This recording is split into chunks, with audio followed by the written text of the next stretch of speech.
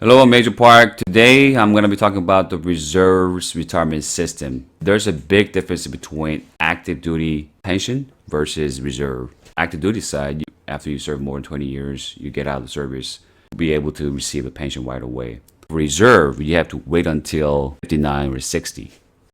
So that's a big difference when it comes to the timeline of receiving pension. And number two, the total amount that you'll be receive per month will be different as well compared to active duty versus reserve. So how is it different? Just like the active duty, so there's also high 3 legacy plan and also landed retirement system, which is a new retirement system. There's a total retirement points in the reserve. When you go to drill once a month, usually Saturday or Sunday, you go one weekend at a month. It depends on your MUTA, depends on your mission, units, schedule. Sometimes it could be 2 days, sometimes it can be 3 days. Usually, I'm just saying average, you'll be drilling 1 week in a month. Considering 2 days, you'll receive 4 points for that MUTA. So 12 months times 4 is 48 points. So 48 points plus annually, you'll receive a 15 points. On top of that, once you go to annual training, you will receive another 14 points. So give or take, on average, 77 points. Minimum, you have to have 50 points to have a good year. So in the reserve, I call it good year. So you have to have 20 good years to retire. You gotta serve 20 years to retire. You could serve more, but once again, the downside is that you have to wait until you're 60. You can consider, depends on your situation, your life goal, life plan, all that. So I'm not saying that's bad. You could still do your stuff, personal side of your work, or you can do your own professional outside of military. Whatever you're pursuing, you have that save on your back, so that's good. But I'm just saying that you're not going to receive any pension right away. So when I talk about the point system, minimum you got to have 50 points. You might have more than 77 points throughout the year, or a lot of people transition to reserve or National Guard after they fulfill their obligation in active duty time of service. More than likely, they're going to have 365 points per year. So if they serve 7 years straight in active duty and join the reserve, they're going to have about 2,200 some points already. Why does it matter? Because when you look at those point formula for reserve retirement system, you have to use that total points. Let's say Lieutenant Colonel John Doe retired 20 years of service in the reserve, and he has total points of 3,500 points. I'm just giving you an example, right? Some people might have more than 5,000 points. It's different range. It depends on if they serve more time as active duty. Now, when I say active duty, I'm not just talking about people who transition over from active duty. Even though they started as a reserve or National Guard, they still have the chance to serve active duty time while in the reserve. They might get deployed, or they might go to a other mission. So once again, it depends on the mission, it depends on the situation. Even if their career started as a reserve soldier, there's still a lot of opportunity that you can serve as active duty. There's a lot of opportunity that you can earn those points as an active duty member. Anytime you can get activated. Between 50 to 77 points, that is just if you just go strictly only IDT status for a whole year. Let's say you were TDY to school for 60 days. Now you already have that 60 points saved up and within 2 months. That's why those points can vary by year. When you serve 20 years of service in the reserve, more than likely you have 3,000 points or less, but I'm just giving you as an example. Let's say Lieutenant Colonel John Doe earned 3,500 points when he served 20 years of service. Divided by 365 equals 9.5%. Start with the high 3 legacy plan. 9.5% times 2.5% equals 24%. That's the percentage that you're going to get when Lieutenant Colonel John Doe served 20 years of service in the reserve. You still have to look at the military basic pay chart for your rank when you retire, when you hit 20.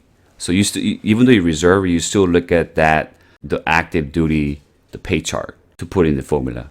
It's gonna be $9,530 times 24% equals $2,287. The gross monthly payment he's gonna get every month, which is $2,287 before tax, right? But even this one, like I said, it depends on people. It's gonna change how many points you earn. The higher points you have, obviously you're gonna have a higher percentage, and then you're gonna get more monthly payment. It all depends on how many years you serve and also how many points you earn. Higher points, obviously you have to serve more full-time status to earn more points. So that's one of the key things that you got to remember if you want to get higher points to earn higher pension.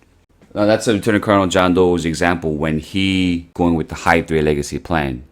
On the right side, I have a blended retirement system. The big difference is that from 2.5% reduced to 2.2%. The total amount came out as a $1,810.70. As you can see, that's about $400 difference, right? Same concept as last time when I talked about the active duty retirement pension, reduced 2.5 to 2%, as you can see, and there's some difference amount in the monthly pension. Even the reserve side, you will still receive TSP matching plan for the BRS. For the viewers who have not watched my last video, I talked about the difference between the High 3 versus the BRS, blended retirement system. The key takeaway here is that for High 3, it's very simple. You serve 20 years, you'll get the last 3 years, your salary of your base pay times 50% will be your monthly pension. Simple, very straightforward. For the BRS, they reduced that from 2.5% to 2%, which means that when you retire 20 years of service, instead of 50%, it will be 40%. 2.5% times 20 years equals 50%. Because 2% times 20 years equals 40%, right?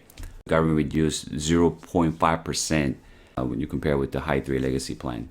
That's the one difference, right? Number two is that for BRS, DoD also matches TSP, Thrift Safe Plan, which is it's kind of like a 401k when you compare with the civilian. Whatever that you're getting in your LES, you have an option to contribute that amount into your TSP account so you can prepare for your retirement. Let's say you contribute 1%, DoD will automatically contribute 1%, and they're gonna match another 1%, and you will totally get 3% of contribution into TSP account. You're only putting 1% of your money, and then they're giving you another 1%, and on top of that, another 1%. That's not your own money to contribute into TSP, right? So that's really an advantage for you, right? Especially if you're trying to increase your percentage of contribution. After 2 years of service, the DoD is gonna match up to 5%. If you contribute 5%, they're gonna match another 5%. So total 10% contribution into your TSP account. That's a significant amount. And not only that, let's say you get out of service before 20 years of service, right? Even in that case, you still have the TSP account, which means that you still have the retirement benefit. That's a huge benefit for you, people who's trying to get out of service early, because you still have some retirement benefit under your belt already. Today's conclusion, I want to talk about the two big things. For people who's in the Reserve National Guard, I'm sure you have your own full-time jobs. You pursue your own professional, whether you're studying in the school, whether you work other professional area, whatever you do, there are not many jobs in the world where you can do what you love part-time and still get a pension. That key takeaway for Army Reserve retirement system.